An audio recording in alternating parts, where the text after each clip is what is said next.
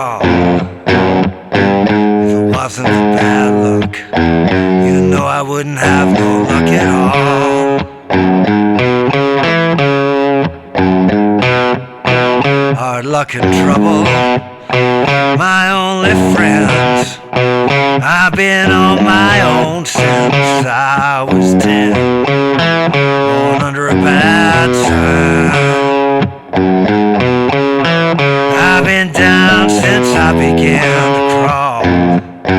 If it wasn't for bad luck, you know I wouldn't have no luck at all.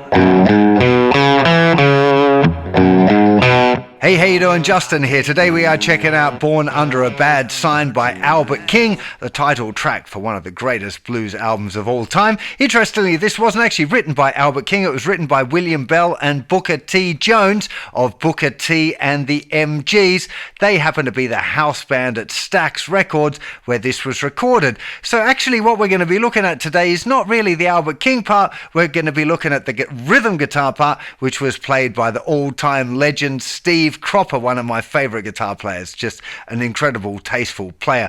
Now, this is one of those songs that might seem a little bit complicated at first listen, but there is actually a pattern, and nearly all of the cover versions of this song play it the same way. It's one of those things where you might think it seems a bit random at first, but there is a really easy to follow pattern to it as well. I would encourage you to check out some of the other awesome covers of this song. Probably my favorite one is by Robin Ford from the Talk to the Daughter record. Absolutely fantastic guitar playing on that one. There's a great version by Cream. There's a couple by Eric Clapton. Joe Bonamassa does one.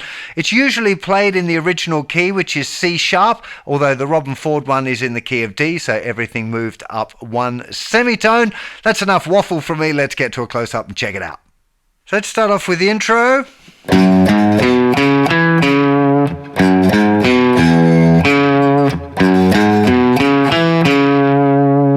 So we're starting here with the first finger, second fret on the thicker string, then the fourth fret, same pattern on the fifth string, so second fret, fourth fret, then second fret on the fourth string, and then we're going to kind of finish this part of the line with the third finger, fourth fret on the fifth string, which is the note C sharp, the key, the root note of this particular tune.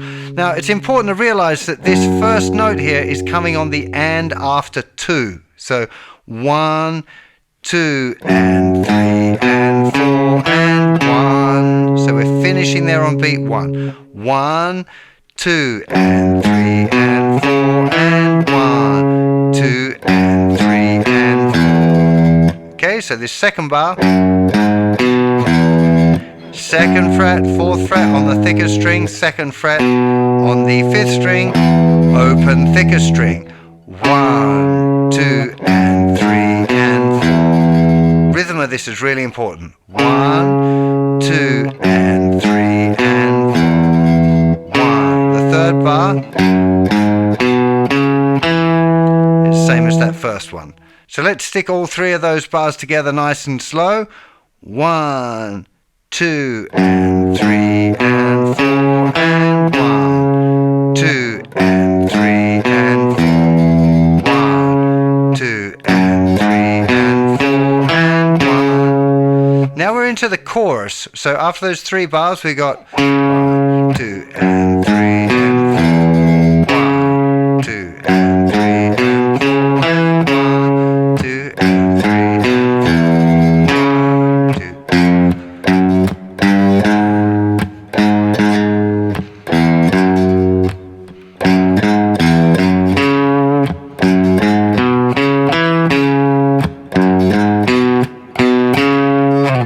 This might seem a little bit complicated at first look, but there are some patterns that I'm going to explain to you as we go along. And of course, just a bit of repetition is going to help. You want to be listening to the original recording and playing along with it as much as you can. Won't take you long before you start to understand the relationships between the riffs and the vocal lines. And that's really the thing that's going to cue you on which riff is going to go where.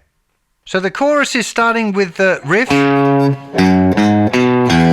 with the low string, the low note. 1, 2 and 3 and 4. 1. So I call that the low because it's got the low note in it. 1, 2 and 3 and 4. 1. We already looked at that riff in the intro. 1, 2 and 3 and 4.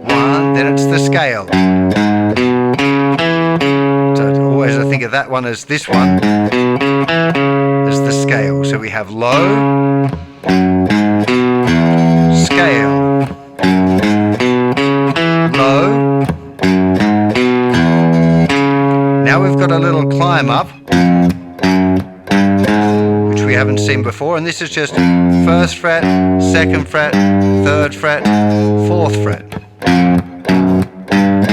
Also, again, super important, the rhythm. 1, 2, and 3, and 4, and 1. So we're finishing on beat 1 here with the 3rd finger on fret 4 of the thickest string. Okay, let's just do those 4 bars again, the first 4 bars of the chorus. So 1, 2, and 3, and 4. It's low, then the scale. Low. Climb up.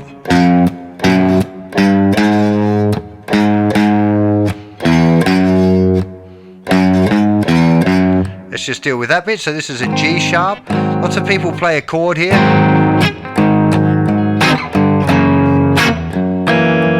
That's what's going on. It's G sharp 7 down to F sharp 7. But again, if you want to hold true to the original recording and double the bass part, you've got just G sharp, 1, 2, and 3, 4, and 1. So the and after 4, the open thicker string to the F sharp on beat 1.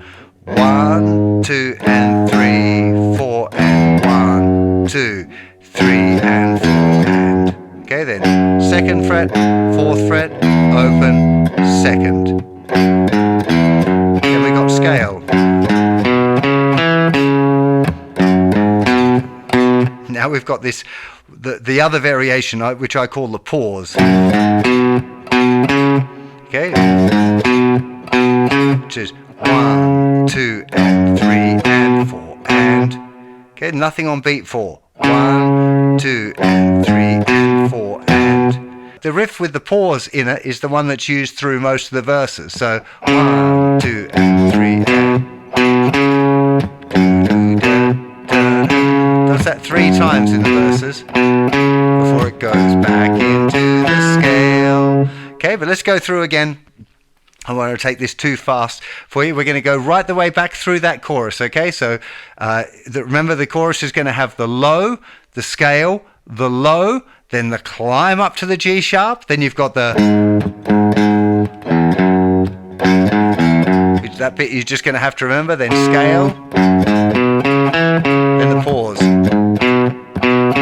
Pause with nothing on 4. Let's run just one time all the way through that chorus. Once you've got these patterns, they're used right the way through the whole tune, so don't stress again. If it feels a bit complicated, it's just going to be a matter of going through this little block at a time and trying to remember the order of the chunks. Eventually it will start to flow. So that whole chorus, 1, 2, 3, 4, 1, 2, and 3, and low, scale, 3, and 4, and 1, low.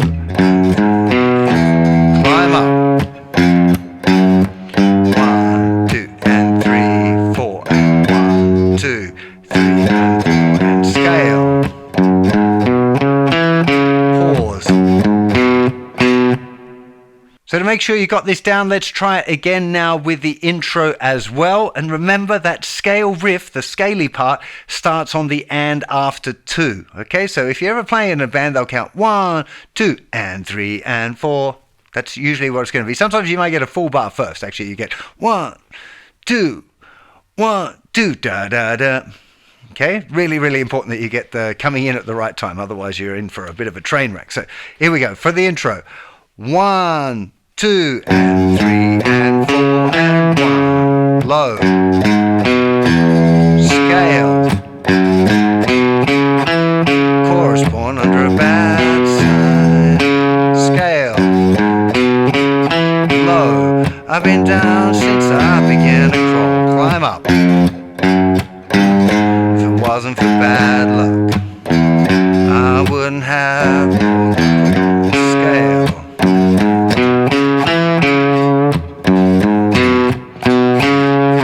Now when we get into the verse, it does 3 times through with the little pause and then 1 scale. Then it does the we're into that same pattern that we had for the chorus that we just looked at. Okay, so I'm going to talk you through that now as well. So from the verse, 1, 2, 3, 4. Hard luck and trouble, my only friends. Been on my own since I was 10. Now we're into the chorus, born under a bad sign. Been down since I began to crawl. If it wasn't for bad luck, I wouldn't have no luck at all. Second verse, same thing. With the chords. 3 times. Now the scale. Now low. Scale. Low. Climb up.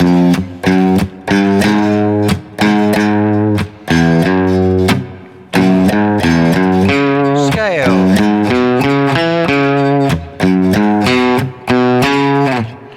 So most people play that as the standard form.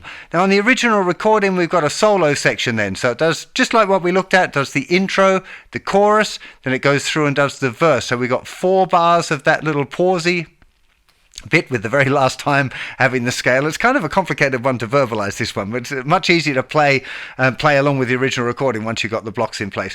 So it plays the verse, chorus. The verse I kind of think of as being that 4-bar section, and the chorus is the other 8 bars.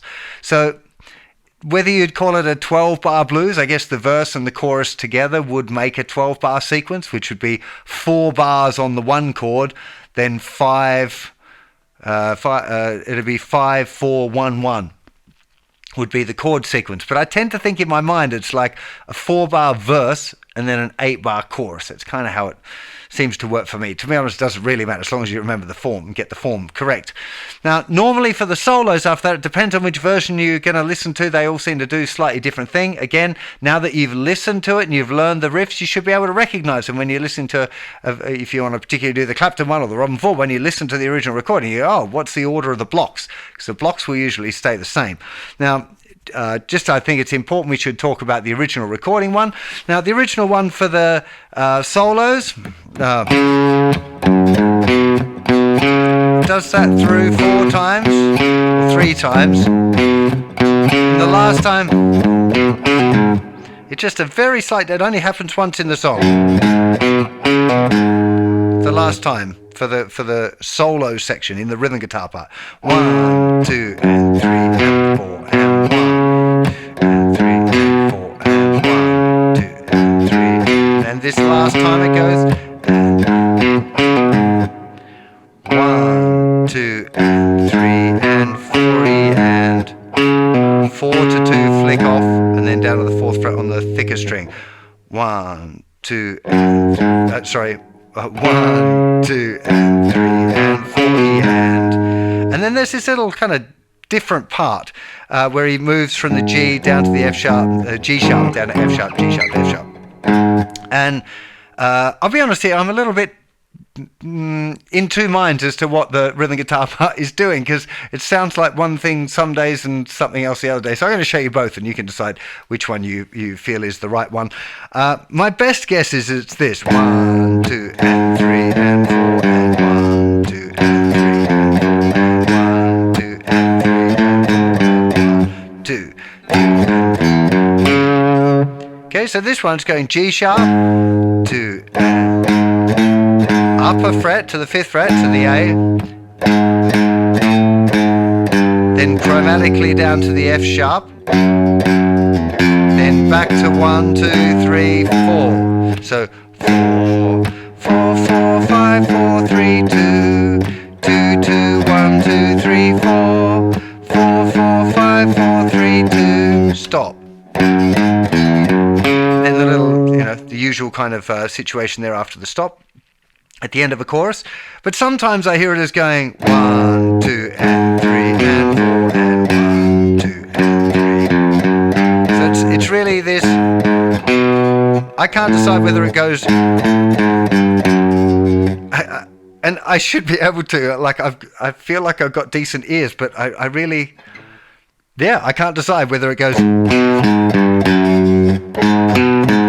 I think I've listened to so many different versions that my ears just are now refusing to decide which one it is. I think I like the chromatic one, and I think that's what Eric Clapton does, so that's likely that he's listened to it a bunch of times and that's his interpretation of it. I don't think Robin Ford plays on or makes that change quite so obvious. I should have listened to Roscoe Beck's rather brilliant bass playing on that track and decided, but I didn't do that before I filmed this lesson. My bad. Anyway, you can decide which one of those versions you like. I feel like the chromatic one kind of works best. So 1, 2, and 3, and 4, and 1, 2, and 3, and 4, and 1, 2, and 3, and 4, and 1, 2, 3, and 4.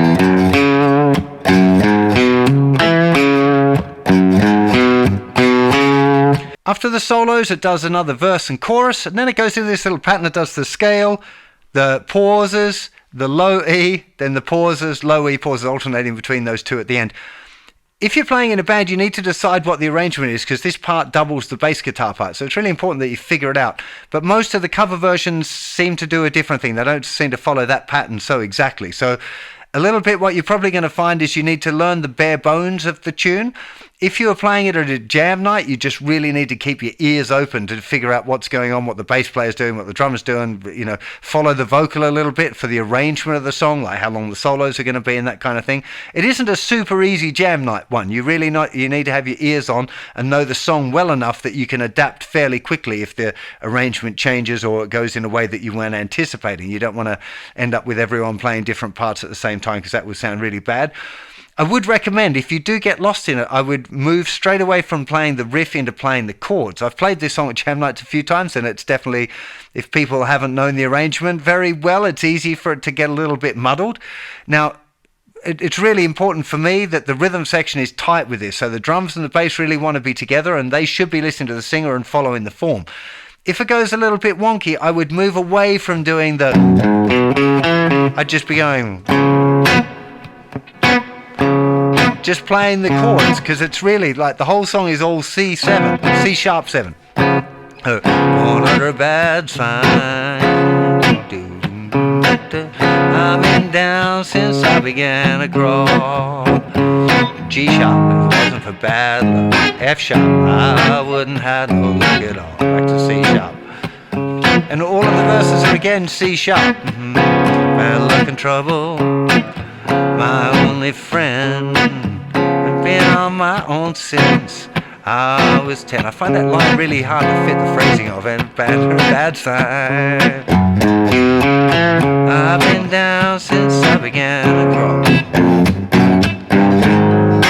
Right, so if the riff goes wrong and you're out of sync with the bass player, or something's gone wrong, or you've forgotten it, or they've forgotten it, just jump over and start doing the chords, because it really sounds well wonky if the guitar and the bass player are trying to play the same line together and it's not quite working. Okay, so if you're playing it in a band, work it out sit with the bass player and go, hey, have we got those riffs right? Play it together, just the two of you.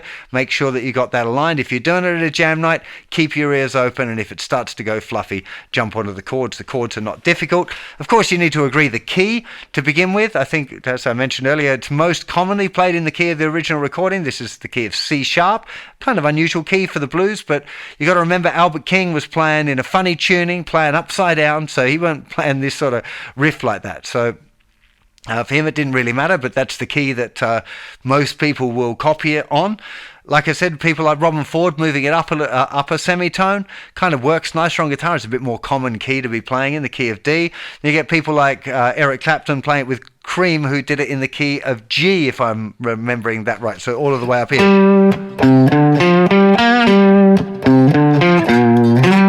And he, like I said, he does...